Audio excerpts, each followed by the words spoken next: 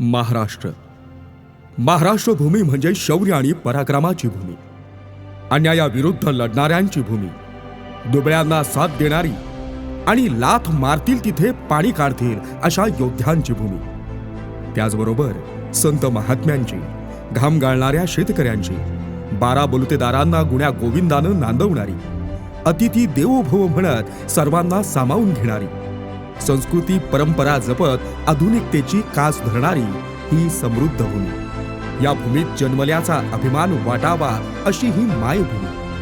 विविधतेचा शृंगार तर इतका छान की जणू या भूमीत सारं विश्व सामावलंय। नहि ज्ञाननम सदृश्यम पवित्रमिह विद्यते, अर्थात या जगात ज्ञानासारखं पवित्र दुसरं काही नाही। आणि अर्थातच ज्ञान देणारं क्षेत्र म्हणजे शिक्षण क्षेत्र।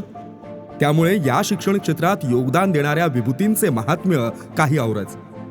सर्वात मोठी शिक्षण संस्था स्थापन करणारे कर्मवीर भाऊराव पाटील असतील किंवा दीनदलितांच्या उद्धारासाठी शिक्षण संस्था काढणारे शिक्षण महर्षी पद्मश्री अण्णासाहेब जाधव असतील, या महाराष्ट्रात शिक्षण संस्था काढणाऱ्या आदर्श व्यक्तिमत्वांमुळेच आज हे राज्य शैक्षणिक दृष्ट्या अत्यंत पुढारलंय। सर्व लहान मोठ्या शिक्षण संस्थांमध्ये कार्य करणारे कर्मचारी म्हणजे जणू कर्मयोगीच म्हणायला हवे। या शिक्षकेतरांना न्याय व गुरुचा सन्मान मिळावा यासाठी झटणाऱ्या व लढणाऱ्या अनेक संघटना आहेत। त्यांचे या क्षेत्रातील योगदानही अगदी नोंद घेण्यासारखंच। स्वातंत्र्यानंतरच्या काळात शिक्षणाचा प्रसार वेगानं होऊ लागला। दिवसेंदिवस शाळा कॉलेजांची संख्या वाढू लागली। या शाळा महाविद्यालयात काम करणाऱ्या कर्मचाऱ्यांना सेवा संरक्षण व निश्चित वेतनाची हमी नव्हती। शालेय कर्मचाऱ्यांसाठी कायदा असणं अत्यंत आवश्यकच हे पटल्यानं शाळांतील लोक एकत्र येऊ लागले। शालेय कर्मचाऱ्यांसाठी स्वतंत्र कायद्याची मागणी जोर धरू लागली। त्यासाठी संघटना रस्त्यावर उतरल्या। 54 दिवसांचा संप झाला। शिक्षकांचे वेतन थांबवले, परंतु आंदोलक शिक्षक मात्र हटले नाहीत।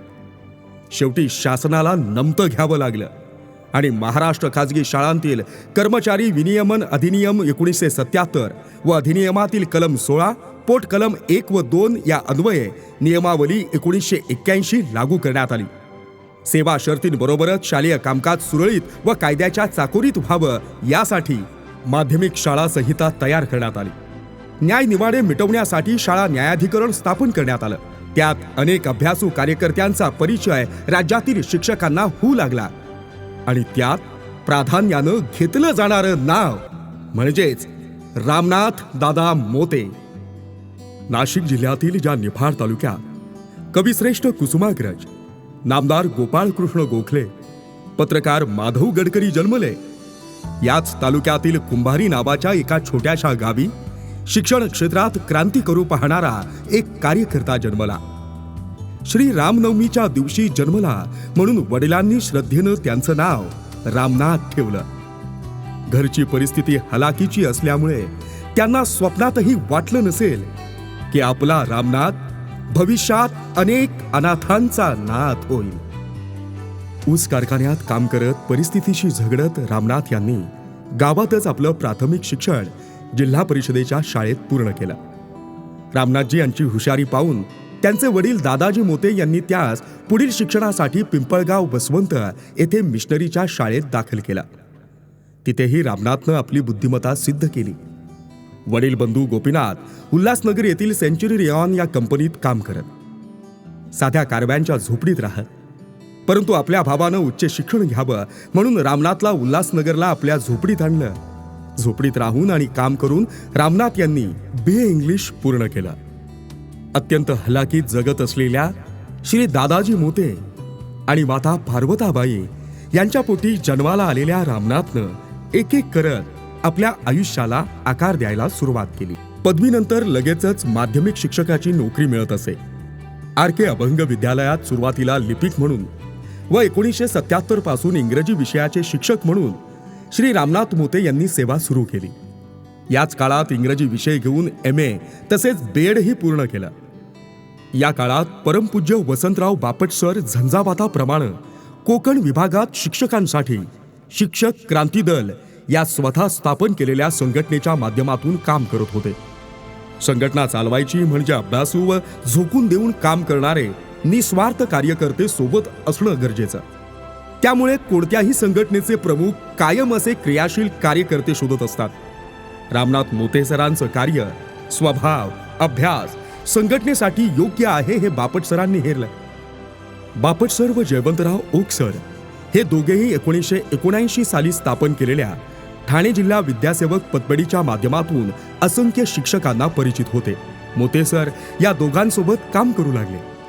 श्रद्धेय मुकुंदराव कुलकर्णी सर यांच्या पुढाकारानं राज्यातील 7ही विभागातील समविचारी संघटना एक झाल्या व 1992 साली महाराष्ट्र राज्य शिक्षक परिषद उदयास आली. बापट सर त्यावेळी कोकण विभागाचे शिक्षक आमदार होते. मोते सरांचा ऐन उमेदीचा तो काळ होता. त्यावेळी स्वर्गीय सुरेश भालेराव सर हे शिक्षक परिषदेचे कोकण विभाग अध्यक्ष, तर रामनाथ मोते सर कार्यवाह म्हणून एकत्रित काम करत होते. मोते सर सकाळी 7 ते रात्री 12 पर्यंत सातत्यानं शिक्षकांच्या कामाकरिता व्यस्त दिसत. अडला जिथे शिक्षक, मोते सर त्याचे रक्षक असे वातावरण सर्वत्र होते. कोकण विभागातीलच नव्हे तर राज्यातील कानाकोपऱ्यातून शिक्षक मोते सरांकडे येऊ लागले. मोते सर जणू शिक्षकांच्या गळ्यातील ताईत बनले होते. सन 2004 या वर्षी मोते सरांना उमेदवारी मिळाली, तर वेणुनाथ कडू सर प्रचार प्रमुख म्हणून त्यांचं काम पाहत. मोते सर पहिल्याच फेरीत प्रचंड मतांनी निवडून आले आणि त्यानंतर 2010 साली मोते सर दुसऱ्यांदा निवडून आले. 12 वर्षांच्या विधान परिषदेच्या काळात विधिमंडळ सभागृहात मोते सरांनी मांडलेले प्रश्न आजही सभागृहात गुंजतायत असा भास होतो. मोते सरांचे विधिमंडळातील वैशिष्ट्य म्हणजे ते स्वतः 34 वर्ष शिक्षक असल्यानं आणि त्यात 28 वर्ष प्रत्यक्ष अध्यापनाचं काम केल्यानं त्यांना शिक्षकांच्या समस्यांची जाण होती. शिक्षकांची कर्तव्य, शिक्षकांवरील ताणतणाव, शिक्षकांचे हक्क याचबरोबर विद्यार्थी हिताकरताही ते सदैव जागरूक असत. पोटतिडकीनं विषय मांडणारा आमदार म्हणून सर्वपक्षीय त्यांच्या कार्याचा गौरव करत असत. सुद्धा मान्यता देऊ शकत नाही. याला होणारा विलंब हा वित्त कायम विनाअनुदानित शाळांचा व तुकड्यांचा कायम शब्द काढण्याचा विषय अत्यंत अभ्यासपूर्वक व कौशल्यानं मोते सरांनी हाताळला. अखेरीस 20 जुलै 2009 रोजी कायम शब्द वगळण्यात त्यांना यश मिळालं. परिभाषित अंशदान निवृत्ती वेतन योजनेची दाहकता सर्वप्रथम मोते सरांनी व्यक्त केली. अखेरपर्यंत जुन्या पेन्शन योजनेसाठी त्यांनी लढा दिला. अनेक प्रलंबित विषय सभागृहातील विविध आयुधांचा वापर करून त्यांनी सोडवले, परंतु जुन्या पेन्शन सारखे विषय सोडवू न शकल्याची खंत अखेरपर्यंत त्यांच्या मनाला सलत होती. त्यासाठी त्यांना शासनाविरोधात खूप भांडायचं होतं, अगदी हक्कानं. परंतु 2016च्या निवडणुकीत त्यांना उमेदवारी न मिळाल्यानं त्यांनी बंडाचा झेंडा हाती घेतला खरा, परंतु त्याचे शल्य त्यांना अखेरपर्यंत बोचत राहिलं. पराभव पदरी आला, पण लढणं त्यांनी सोडलं नाही.